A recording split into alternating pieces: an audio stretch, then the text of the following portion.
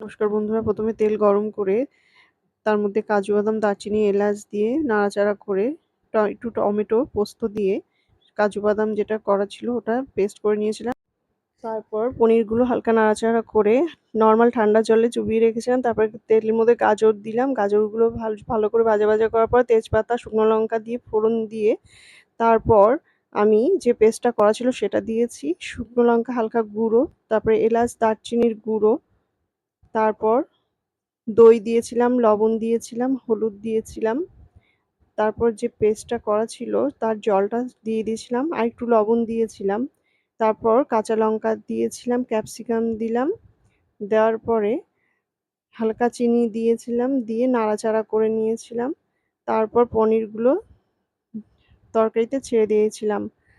আমার এই ভিডিওটি যদি ভালো লেগে থাকে একটা লাইক ও সাবস্ক্রাইব করে দেবেন।